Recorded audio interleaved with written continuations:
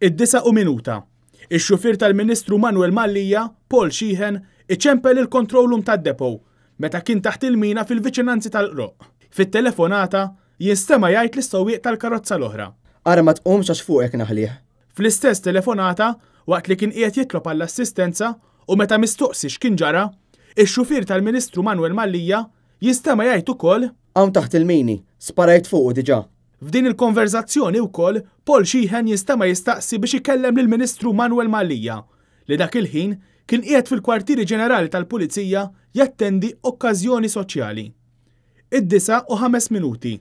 Issir konverzazzjoni oħra bejn PC Ryan Pisani f'telefonata mal-Aġent Kummissarju tal-Pulizija Ray Zammit. Jinstema' jgħid: ħanħallu hawn għalissa. Fl-istess konverzazzjoni, l-Aġent Kummissarju jinstema' jistaqsi jekk il-karozza kienitx milquta. Il-Kuntistabbli Ryan Pisani jgħid li t-tnejn kienu milquta. F'din il-konverzazzjoni l-Aġent Kummissarju jinstema' jgħid lil Ryan Pisani biex jaqbdu mal-lowloader, filwaqt li l-iskoċċis jeħduh fl-asta tal-Pulizija tal-Imsida. id-9:07. Telefonata oħra. Paul Sheehan jerġa' jċempel il-control room u jerġa' jispjega li kellu argument ma' sewwieq li qal li kien laqatlu l-karozza ministerjali GM14. id-9:15. F'telefonata oħra, l-Aġent Kummissarju Ray Zammit iċempel lil Paul Sheehan u jinstema' jgħidlu: It-tifla miegħek? Għal dan, Paul Sheehan qal li t-tifla kienet qiegħda għand ommu. Fl-istess telefonata, Paul Sheehan mal-Aġent Kummissarju Ray Zammit qal li: Iva, kellimt lill-Ministru. Minn hawnhekk joħroġ ċar li Paul Sheehan immedjatament wara l-isparaturi kien informa b'kollox lill-Ministru tiegħu Manuel Mallija. Fl-istess telefonata, mistoqsi mill-ġdid x'kien ġara eżattament, ix-xufier Paul Sheehan jinstema' jgħid lill-Aġent Kummissarju Ray Zammit li: Ħrix l-arma u tajt ġixtiri, mhux fuqu ta'. U żied jgħid li s-sewwieq ieħor kellu karozza bi pjanċi ta' barra. L-Aġent Kummissarju Ray Zammit iċempel lis-Supretendent Alexandra Mamo u jagħtiha istruzzjonijiet skont il-proċedura biex minnu fih tmur fil-post tad-delitt tibda tinvestiga u tiftaħ inkjesta bil-Maġistrat. Fl-isfond ta' din it-telefonata jinstema' l-Ministru Manuel Mallija jistaqsi fejn kienet intlaqtet il-karozza. id-9:30. Telefonata oħra. Is-Supretendent Alexandra Mamo tagħmel telefonata lill-Aġent Kummissarju tal-Pulizija Ray Zammit u tgħidlu li l-balal kienu laqtu l-karozza l-oħra misjuqa minn skoċċis. L-Aġent Kummissarju Ray Zammit jgħidilha minnu fih biex tassigura li x-xena tad-delitt tkun ippreservata. Ara ma tmissu xejn u nagħmlu inkjesta. id-9:45. L-Aġent Kummissarju Ray Zammit f'telefonata oħra din id-darba ma' Kurt Farrugia, il-kellim tal-Prim Ministru, jgħidlu: Kurt, żomm il-linja hawn Sheehan. Ix-xena hawnhekk kienet li l-Aġent Kummissarju kien qiegħed jikkomunika b'żewġ telefons, wieħed ma' Kurt Farrugia u l-ieħor ma' Paul Sheehan, ix-xufier tal-Ministru.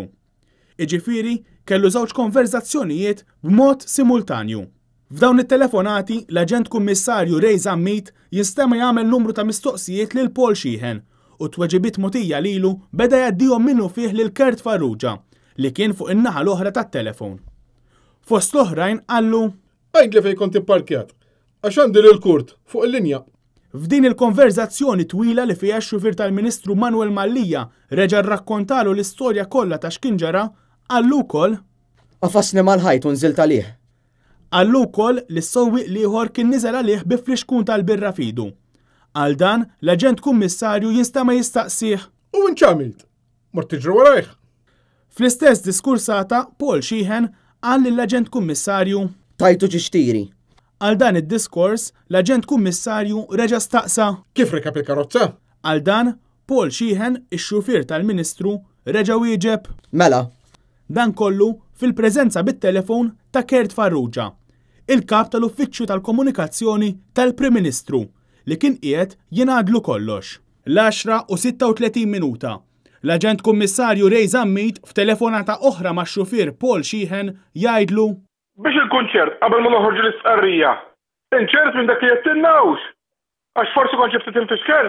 L-Aġent Kummissarju Ray Zammit jinstema' jistaqsih ukoll lil Paul Sheehan: U intajtu żewġ tiri? Ix-xufier tal-Ministru Manuel Mallija iwieġeb fl-affermattiv.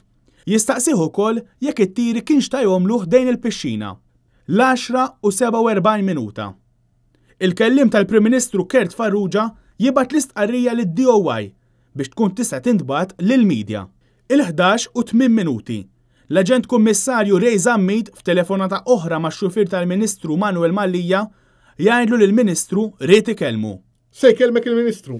Fil-konverzazzjoni bejn il-Ministru Manuel Mallija u x-xufier Paul Sheehan, il-Ministru Mallija jinstema' jistaqsih Fejn hu l-indirizz tommu? Għal dan Paul Sheehan iwieġeb. Pawlu ma rridx bor it-tifla tal-Ministru. Sheehan, ix-xufier tal-Ministru, kien qed jirreferi għax-xufier ieħor li hu Pawlu magħruf bħala il-Machine Gun u li l-istess Pawlu wkoll kien fix-xena tar-reat. Fl-istess konverzazzjoni, il-Ministru Manuel Mallija jinstema' jgħid lix-xufier tiegħu Paul Sheehan li allura issa id-depo kien se jgħaddi għalih ix-xufier ieħor, iġifieri Pawlu il-Machine Gun. Fl-istess telefonata, il-Ministru Manuel Mallija jindirizza lil Paul Sheehan bil-kliem OK, sieħbi. Il-11:14 minuta. Il-Gvern joħroġ l-istqarrija li fija ntqal li l-każ kien wieħed ta' hit and run, li ma kien hemm ħadd fil-karozza fil-ħin tal-inċident u li ġew sparati żewġ tiri fl-arja bħala warning.